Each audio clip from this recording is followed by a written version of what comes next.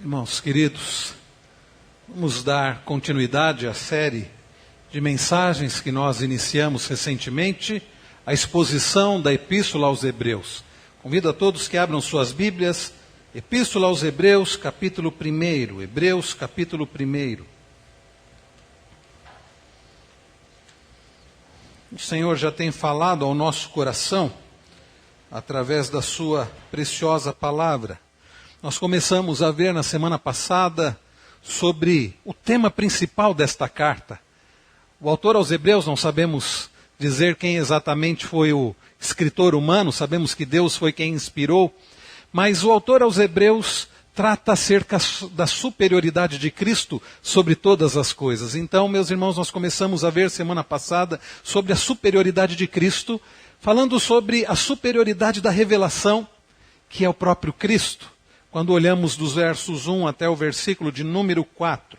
E hoje nós vamos olhar dos versos 5 até o final do capítulo, até o verso 14, mas para que possamos lembrar do contexto desta carta, recém-iniciada a pregação, nós vamos ler a partir do verso 1, para que possamos lembrar do que vimos na semana passada. Acompanhem comigo, acompanhem com fé a leitura da palavra do Senhor, que assim nos diz: havendo Deus outrora falado muitas vezes e de muitas maneiras aos pais pelos profetas, nestes últimos dias nos falou pelo Filho, a quem constituiu herdeiro de todas as coisas, pelo qual também fez o universo.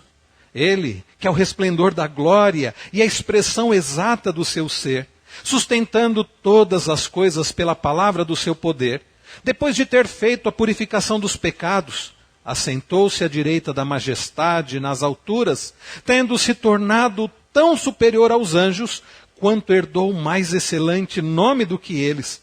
Pois a qual dos anjos disse jamais: Tu és meu filho, eu hoje te gerei, e outra vez, eu lhe serei pai, e ele me será filho? E novamente, ao introduzir o primogênito do mundo, diz: E todos os anjos de Deus o adorem. Ainda quanto aos anjos diz: aquele que a seus anjos faz ventos e a seus ministros labaredas de fogo.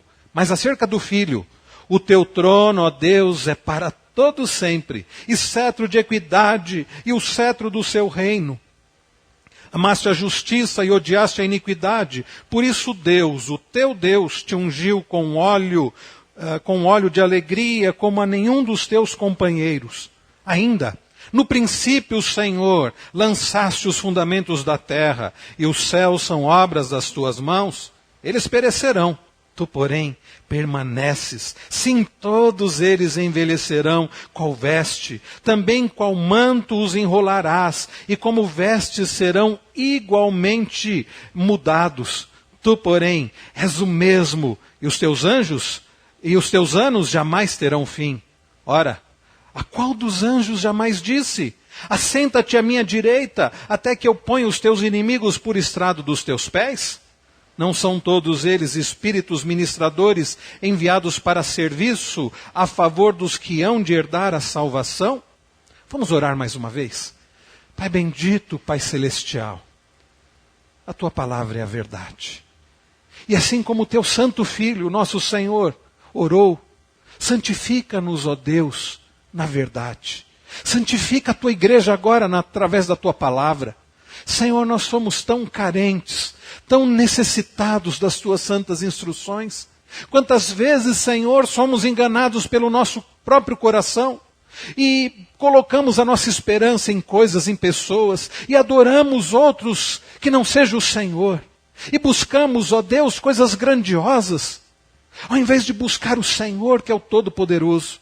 Que o Senhor nos ensine nesta noite a buscar somente a Cristo, a depender somente de Cristo, a adorar somente o Senhor. Que o Senhor, ó Deus, nos ajude não somente a compreender a tua palavra, mas a colocar em prática a tua palavra. No nome precioso daquele que é superior sobre todas as coisas, daquele que é o Rei dos reis e Senhor dos senhores, o Alfa, o Ômega, o princípio e o fim. No nome de Jesus, nós oramos gratos. Amém. Nós somos seres adoradores. Nós somos seres que fomos criados por Deus e temos um coração adorador. Mesmo aqueles que se dizem ateus, mesmo aqueles que dizem que não adoram a nada, a ninguém, alguma coisa eles adoram, porque a ideia de adoração é serviço. Nós somos seres que servem. Talvez sirvamos a nós mesmos. Aqueles que servem a si mesmos, aqueles que servem os seus bens, aqueles que vivem para o trabalho, aqueles que servem outras pessoas, que vivem na dependência de outras pessoas. Mas verdade é, meus irmãos, que nós somos seres adoradores. Logo, a primeira pergunta que fica para você nesta noite é: a quem você adora? A quem você serve? Para quem você vive? Em quem você tem colocado a sua esperança? Nós somos seres que, finitos como somos, finitos que somos, fracos, nós buscamos colocar a nossa esperança em algo ou alguém. Nós somos seres que buscam coisas grandiosas. Nós somos seres que precisam colocar a esperança ou a sua firmeza em alguma coisa ou em alguém. Por vezes fazemos para nós, ou erigimos para nós heróis. Somos pessoas que por vezes temos heróis. Você tem algum herói? Você tem alguém que você admira muito? Alguém que você tanto admira que diz essa pessoa é perfeita? Alguém que você admira por causa dos feitos? Pode ser, por exemplo, isso não é incomum, principalmente no nosso país, atletas. Né? Tivemos, e alguns ainda têm como herói, Ayrton Senna, um grande piloto de Fórmula 1, me lembro bem, de acompanhar algumas das corridas. Mas o nosso país, alguém disse que é muito carente de heróis. Nós, por vezes, temos jogadores de futebol como heróis. Crianças e adolescentes acabam tendo também como heróis alguns jogadores de futebol. Um deles, esses dias apareceu com o cabelo pintado de cor de rosa, e às vezes nós não temos bons heróis, né? Boas referências para as nossas crianças. Mas um dos jogadores, quem sabe nos dias atuais o mais famoso dos brasileiros, apareceu com o cabelo pintado de cor de rosa e se machucou mais uma vez. Alguns já disseram, olha, ele já estava se preparando para o carnaval, né? Não sei. Mas o fato é que fazemos para a nossa vida alguns heróis que não são tão bons assim. Por exemplo, o Cazuza foi um cantor, alguns acompanharam. Ele chegou a cantar: meus heróis morreram de overdose. Coisa triste. Alguém que tem para si heróis que morreram de overdose. E o mesmo Cazuza, o próprio Cazuza não teve uma vida ou uma morte muito agradável de se contemplar. Mas o fato é que fazemos para nós heróis. E mesmo nós que servimos ao Senhor, às vezes fazemos para nós heróis. Quem sabe pregadores, oradores, pastores. Né? No meio evangélico isso não é incomum. Olha, o grande pregador fulano de tal.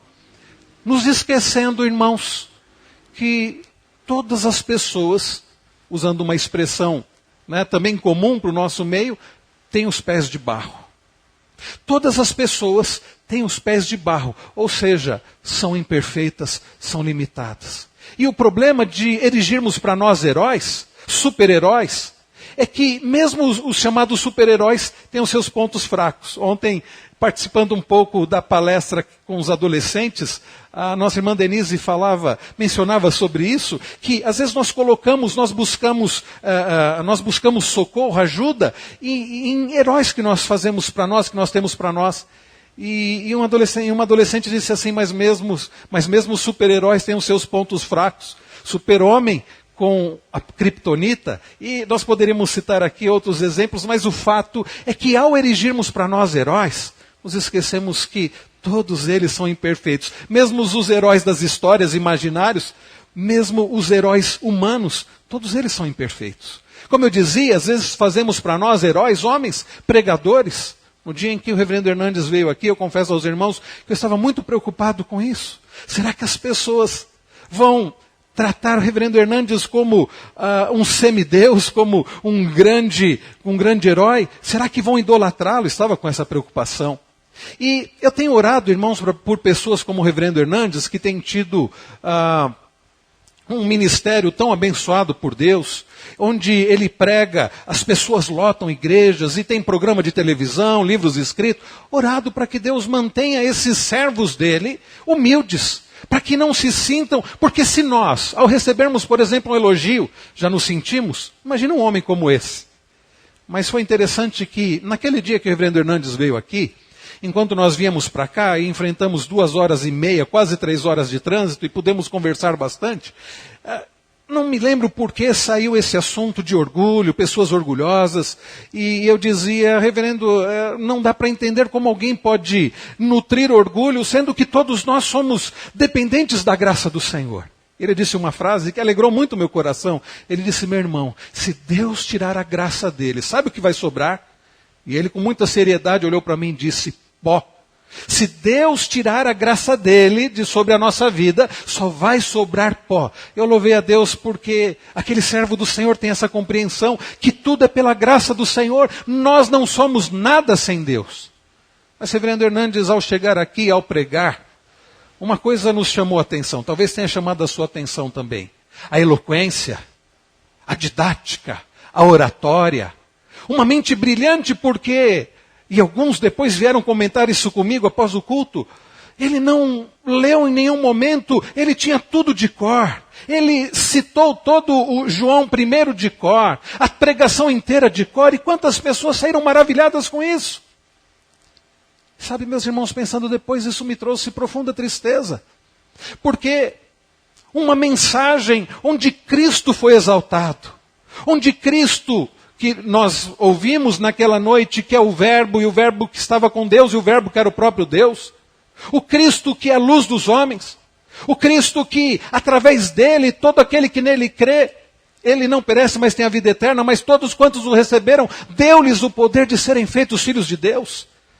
Depois de uma mensagem como aquela, glorificando ao Senhor, muitos de nós saímos mais maravilhados com o pregador.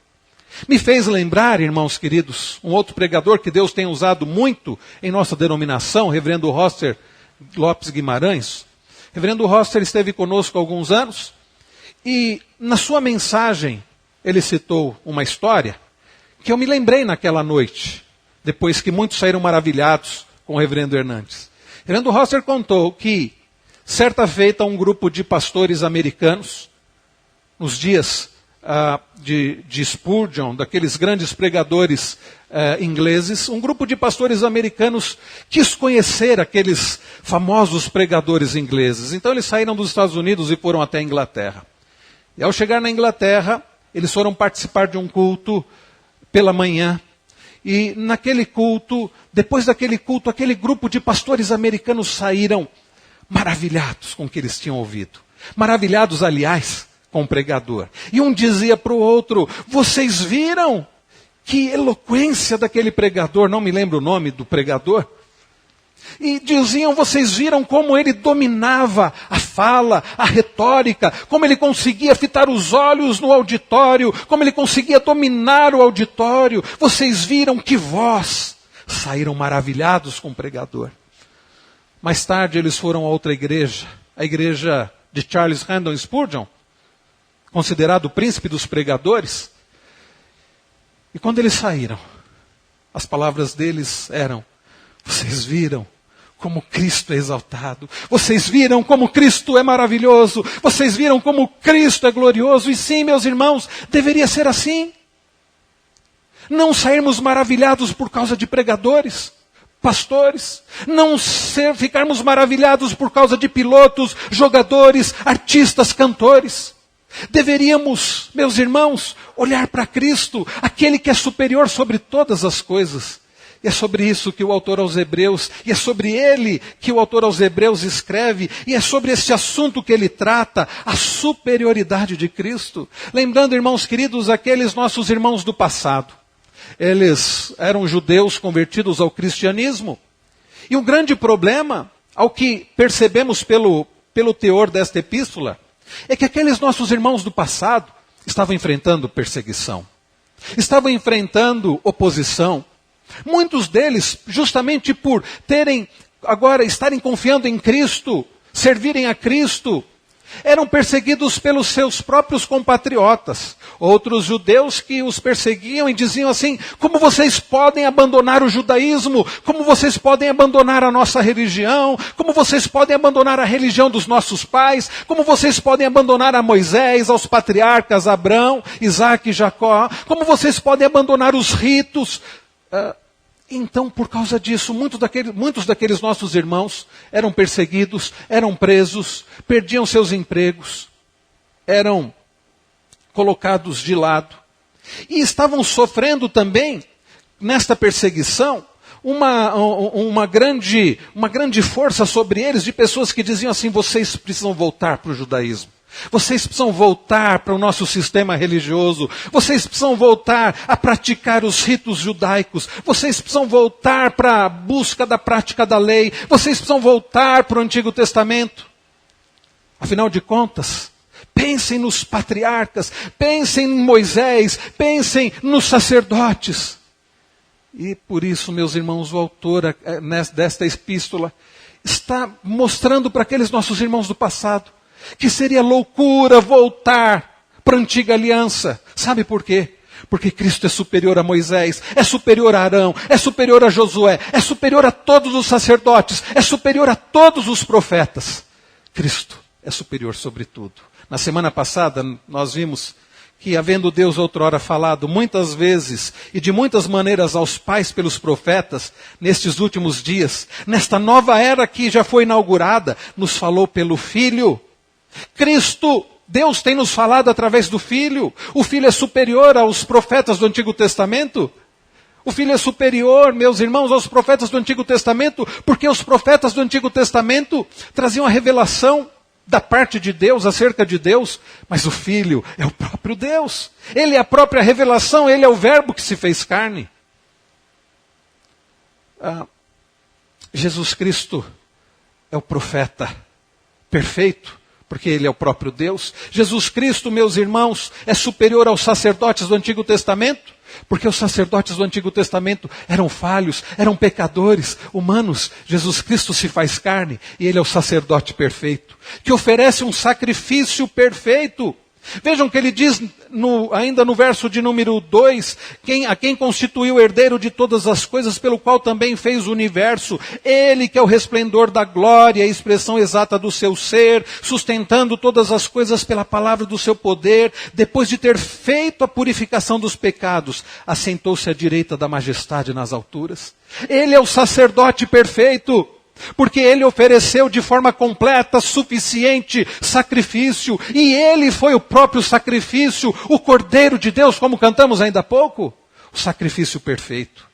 E ele, além de assumir o ofício de profeta, sacerdote, também é o rei, e é o Rei dos Reis e Senhor dos Senhores. Ele que é o resplendor da glória de Deus, a expressão exata do seu ser. Ele, meus irmãos, que é o próprio Deus. E a partir de agora, e como nós vimos no domingo passado, terminamos olhando para o verso 4, ele é superior aos anjos. Verso de número 4, vamos ler juntos, irmãos queridos, leiamos.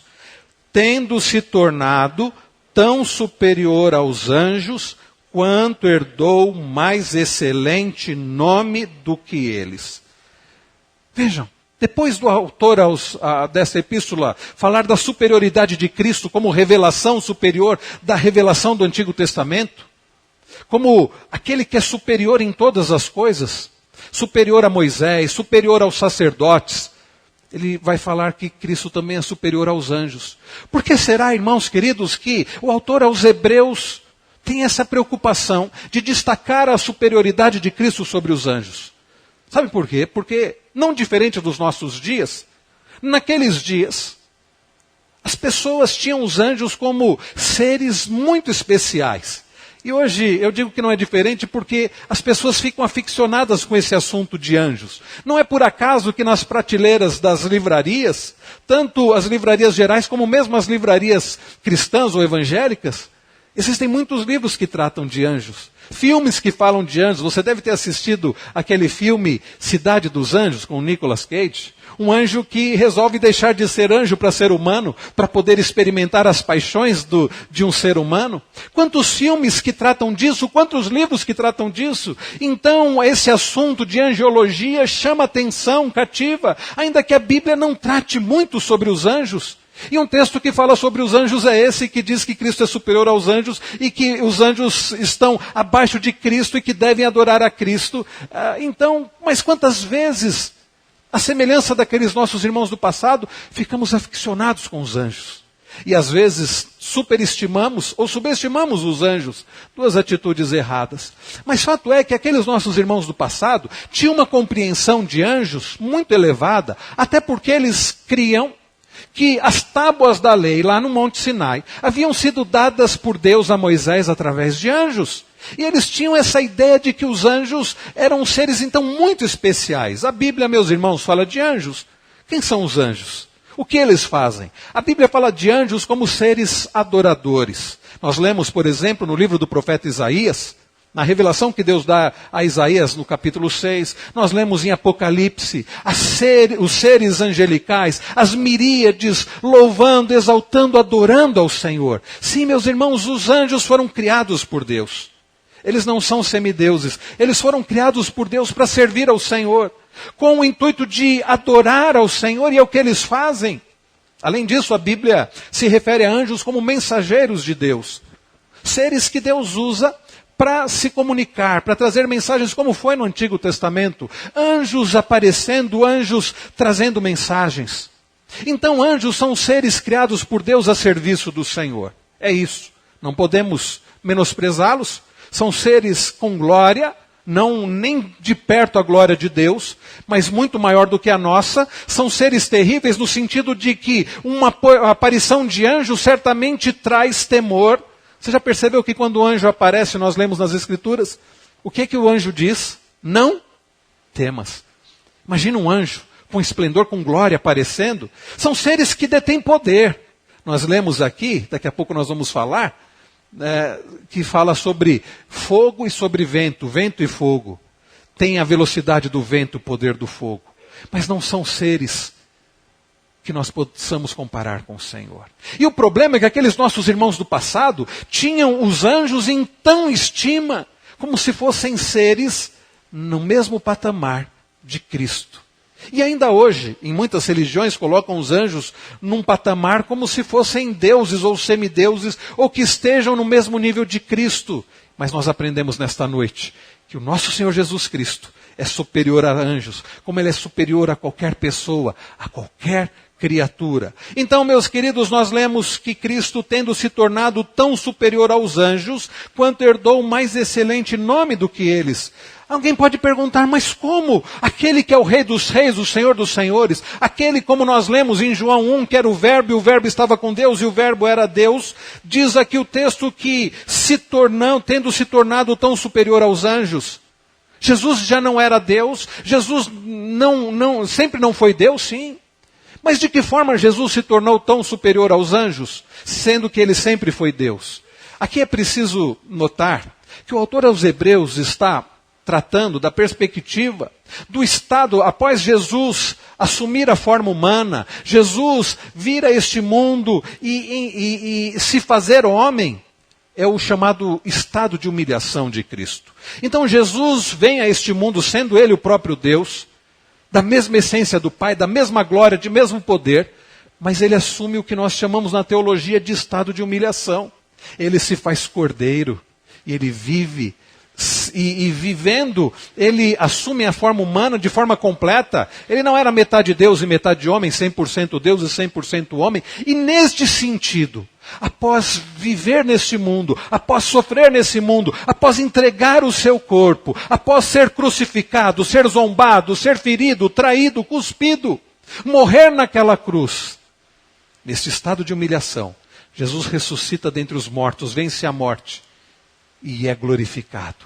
E é neste sentido que o autor aos Hebreus está dizendo, tendo se tornado tão superior aos anjos, quanto herdou mais excelente nome do que eles. Então Jesus sempre foi Deus, sempre foi exaltado, mas diante do seu estado que ele assume de humilhação, após ele passar por este estado de humilhação, ele é colocado como, tornado tão superior aos anjos. E aí o autor diz, quanto herdou mais excelente nome do que eles. Irmãos queridos, nós aprendemos aqui 4 coisas que nos mostram acerca da superioridade de Cristo sobre os anjos. Primeira coisa, e eu usei as divisões do Stuart Olyott no seu comentário, achei que ele foi muito feliz nessa divisão, ele coloca que os anjos são apenas anjos. E Cristo, ao olharmos para o verso 5, nós vemos que Cristo é o Filho. Após dizer, meus irmãos, no verso 4, que Jesus herdou mais excelente nome do que eles, no verso 5 ele detalha, pois a qual dos anjos disse, jamais, tu és o meu filho, eu hoje te gerei? Irmãos queridos, a quem Deus disse isso? Na verdade, somente a Cristo. Cristo é melhor que os anjos porque tem um nome incomparavelmente superior do que eles, como nós vemos no verso 4. E Deus nunca disse ao anjo, tu és meu filho. Nós não vamos encontrar em nenhum lugar nas Escrituras Deus dizendo a algum anjo, tu és meu filho. Sabe por quê? Porque anjo não é filho. Nenhum anjo é gerado do próprio Pai. Nenhum anjo é da mesma essência do Pai. Nenhum anjo, em outras palavras, é Deus. Anjo é anjo. E o que é anjo? É uma criatura, não é filho. O início do versículo 5, na verdade é uma citação do Salmo de número 2, verso 7, refere-se à sua geração eterna. Não pense você que quando o texto fala no Salmo de número 2, ou aqui nos evangelhos, ou aqui nas epístolas, ao se referir a Jesus gerado, é que ele tenha sido criado pelo Pai. Não. Conforme as nossas confissões de fé, bem amparadas nas Escrituras, a ideia aqui é que Jesus Cristo, ele é eternamente gerado do Pai. Quando é que Jesus foi gerado do Pai? Jesus é eternamente gerado do Pai. Não houve um momento em que Jesus foi gerado do Pai. Ele é gerado do Pai toda a eternidade. São coisas difíceis para nós, limitados, que estamos dentro de um tempo. Para nós tudo tem início, meio e fim. Nós cantamos ainda há pouco que Ele é o alfa e o ômega, o princípio e o fim. Jesus Cristo, meus irmãos, não teve início. Jesus Cristo, meus irmãos, não teve um começo. Jesus é eternamente gerado do Pai e podemos dizer, como nós cantamos ainda há pouco, Ele sempre existiu. Você presta atenção no que você canta? Como o cântico que nós cantamos tem tudo a ver com essa mensagem, porque nos traz essas lições ou essas compreensões bíblicas. Jesus Cristo, sim, Ele é eterno, eternamente gerado do Pai, Deus de Deus, da mesma essência, do mesmo poder, de mesma glória do Pai, eternamente gerado do Pai. E o autor aos Hebreus está dizendo, Cristo é superior à antiga aliança que vocês estão sendo tentados a voltar. Cristo é superior a Moisés, Cristo é superior a Arão, a Josué, a todos os sacerdotes. Cristo é superior a anjos, porque a nenhum anjo o Pai disse, tu és o meu filho, eu hoje te gerei. Mas ao Filho, o Pai diz, este é o meu Filho amado, em quem me comprazo. Este é aquele que é gerado eternamente da minha própria essência e natureza, diz o Pai. Então, queridos irmãos, Cristo, Ele é superior por causa de quem Ele é. Ele é o próprio Deus, guarde isso. Eu espero que você saia daqui nesta noite lembrando disso, tendo isso bem gravado na sua mente. Cristo é superior a tudo e a todos, não somente aos anjos. Por causa de quem Ele é. Quem é Jesus? Eu me lembro, certa feita, um professor do seminário, eu acho que ele escreveu isso num dos seus livros, Dr. Hermes Maia. Ele coloca que as pessoas às vezes fazem declarações a respeito de Jesus, como se elas estivessem elogiando a Cristo. E elas fazem declarações do tipo, Jesus foi um grande mestre. Jesus foi um espírito iluminado. Jesus, quem é Jesus? Foi um grande sacerdote. Jesus foi um homem revolucionário. E ele descreve o seguinte, Dr. Hermes, qualquer declaração a respeito de Cristo, que não diga, Ele é o Cristo, o Filho do Deus vivo, o próprio Deus, é uma ofensa ao nosso Senhor Jesus. Porque Jesus não é um espírito iluminado. Não foi um grande profeta, um grande sacerdote.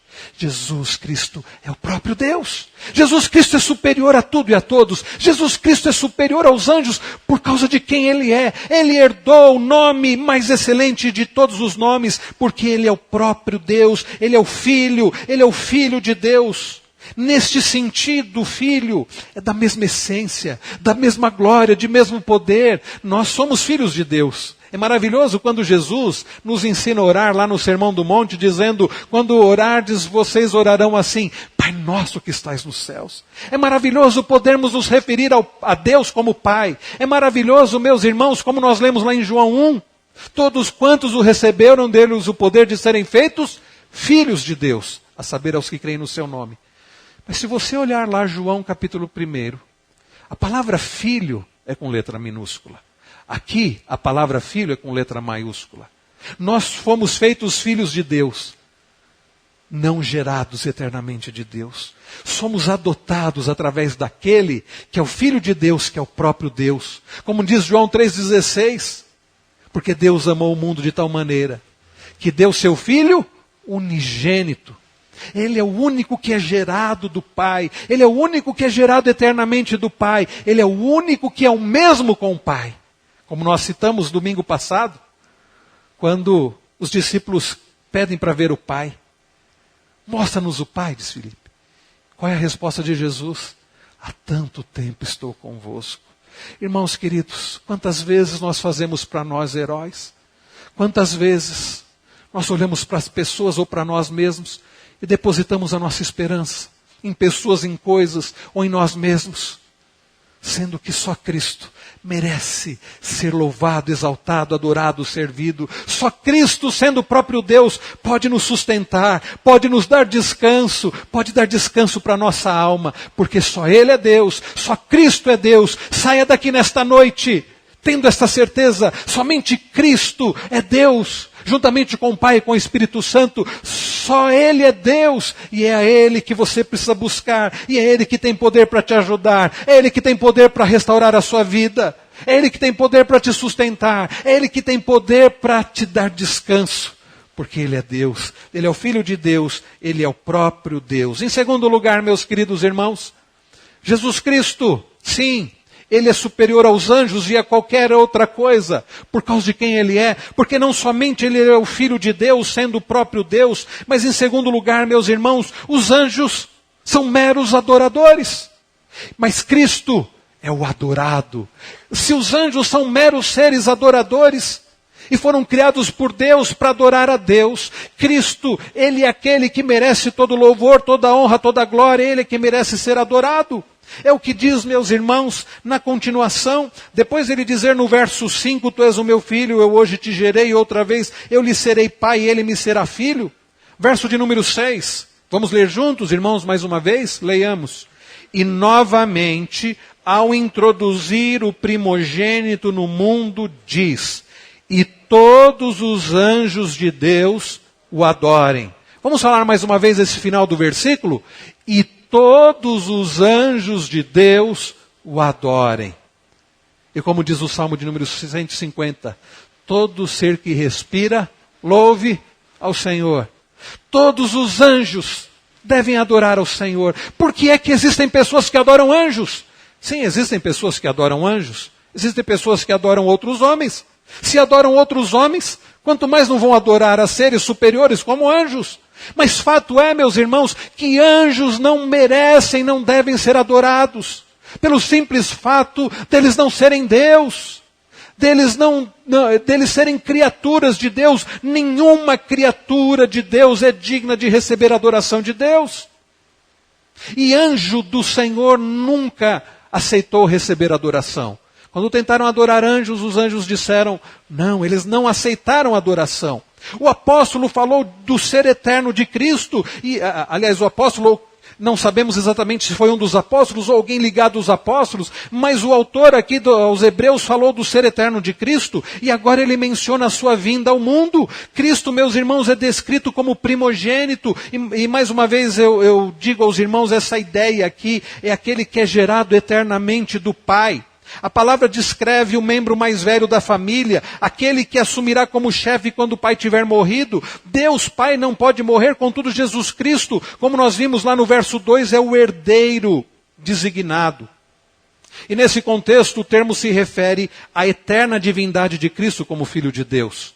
No verso então de número 6, nós vemos que ele fala do primogênito no mundo. Não é o primeiro criado, mas é aquele que é eternamente gerado do Pai, o próprio Deus. O que ele diz na continuação do verso 6? Que todos os anjos de Deus o adorem. Sim, meus irmãos, todos os anjos de Deus devem adorá-lo. Considerando quem Jesus é, ele merece receber toda adoração.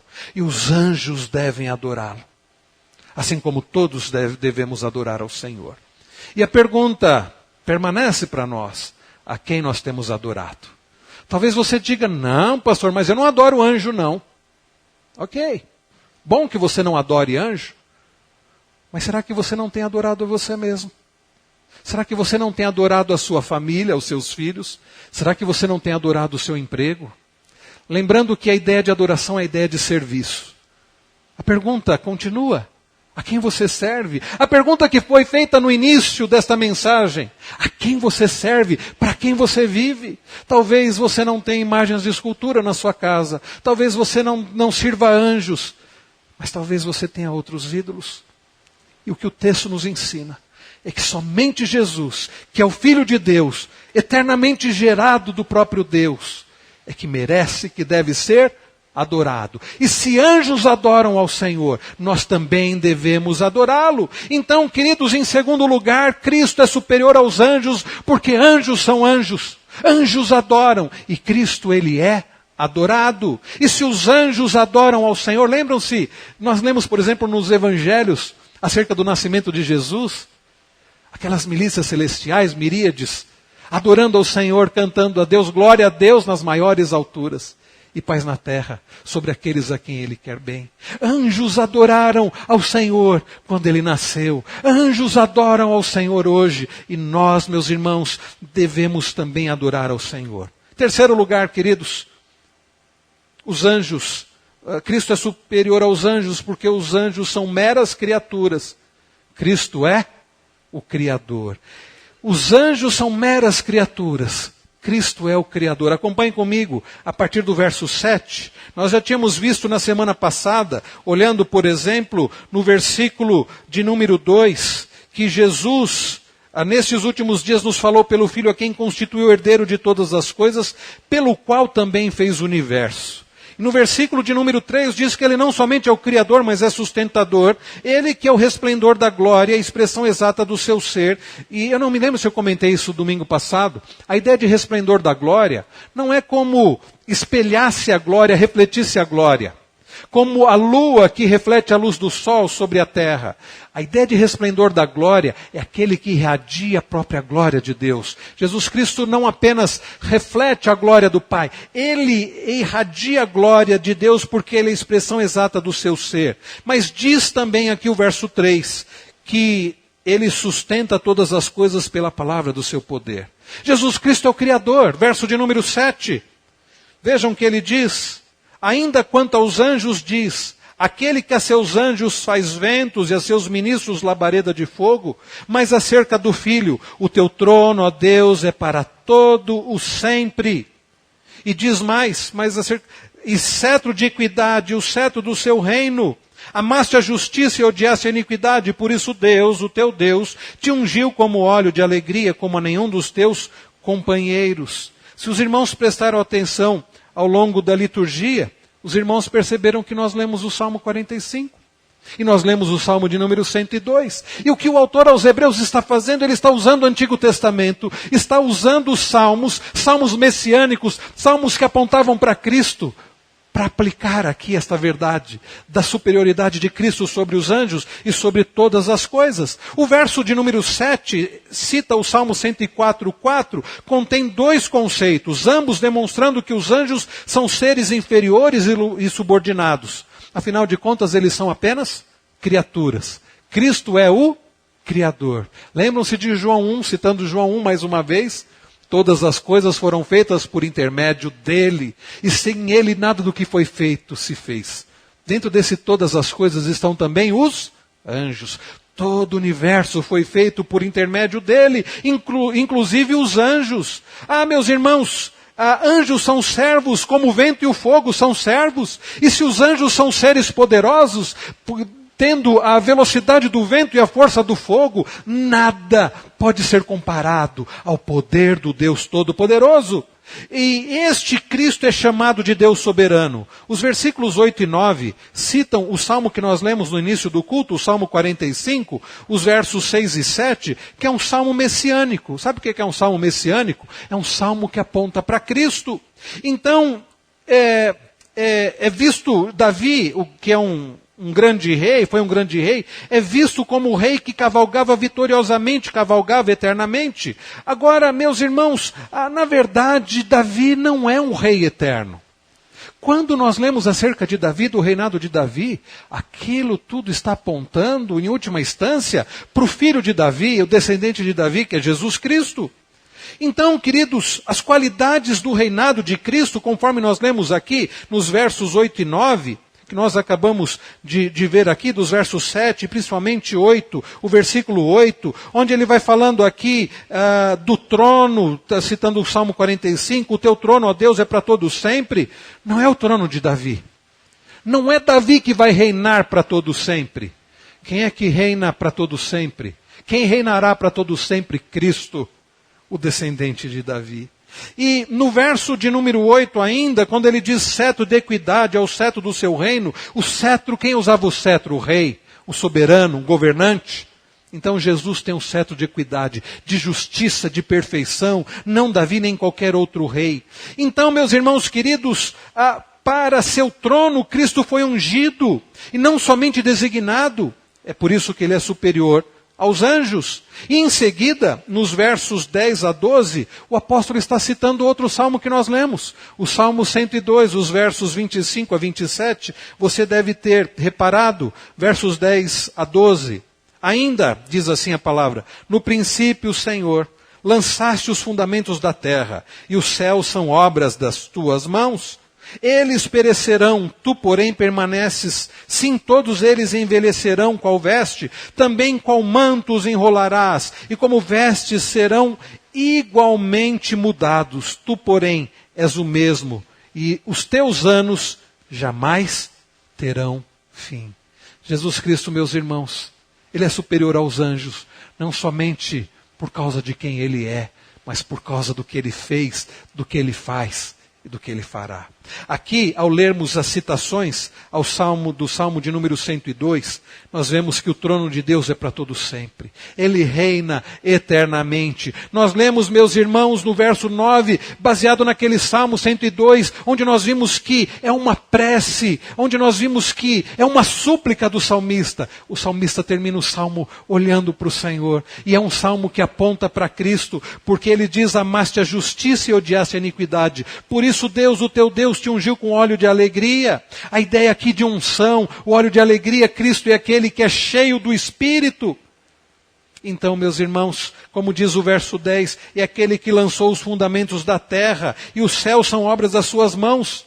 Cristo é superior aos anjos, e é superior a todos, porque ele tem o reino eterno, porque ele sustenta todas as coisas, porque tudo vai passar. Como nós vimos no Salmo 102, como nós vemos aqui nos versos 11 e 12.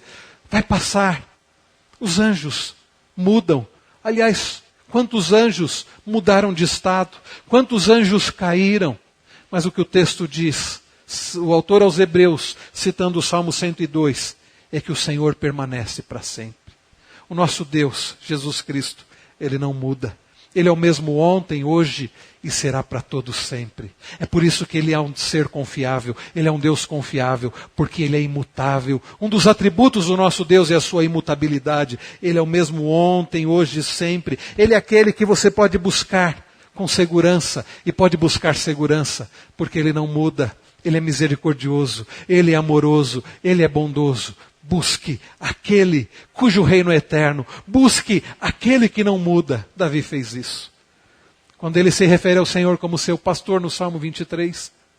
Quando ele diz que mesmo que ele andasse pelo vale da sombra da morte, ele não temeria, porque o Senhor estaria com ele.